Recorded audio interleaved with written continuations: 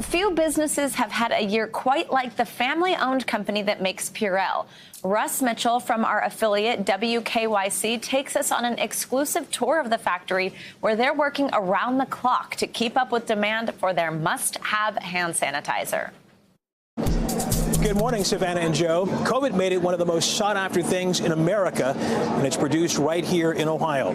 We got an exclusive tour of the Gojo factory, which makes Purell, where we saw how the company changed to meet the skyrocketing needs of the pandemic. In this unassuming building on the outskirts of Cleveland, one of the most coveted products of the pandemic, Purell is racing down the production line. And you're seeing the filler over there, which is filling 400 bottles per minute. Just a few months before the pandemic, CEO Carrie Jaros took the reins of Gojo Industries, which makes Purell. So, how would you describe the past year? Russ, I will tell you that the past year has been wild. Were there days where your head was just spinning? There were plenty of days when my head was spinning. Being surrounded by a team of people who were so committed to our purpose of saving lives and making life better meant that even when my head was spinning, there were a bunch of people in the room and we were all rowing in the same direction.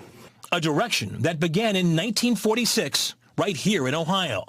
Founders Goldie and Jerry Lipman wanted to develop a product that would safely clean the hands of rubber factory workers. Jerry found a scientist at Kent State to help, and Gojo Industries was born. Their great niece says the rest is history. Imagine Goldie and Jerry going into their basement at night, taking a hand crank washing machine, putting ingredients in, mixing up the product, and then putting it into pickle jars that they had claimed from restaurants in the local neighborhood. And then by day, throwing the product into the trunk and selling it, and they didn't come home until the trunk was empty.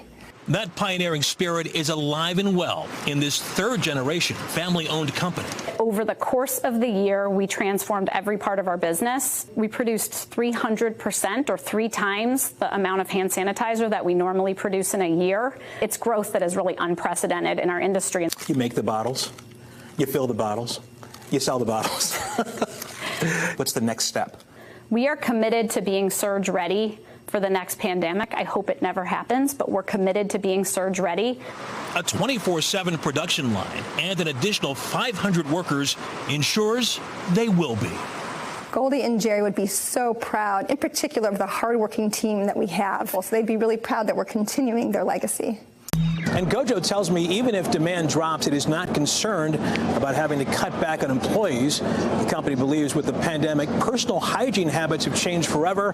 And while the amped up numbers of the past year will probably level out, the company does expect business to remain at a steady high. Savannah and Joe. Hey, NBC News viewers, thanks for checking out our YouTube channel. Subscribe by clicking on that button down here and click on any of the videos over here to watch the latest interviews, show highlights, and digital exclusives. Thanks for watching.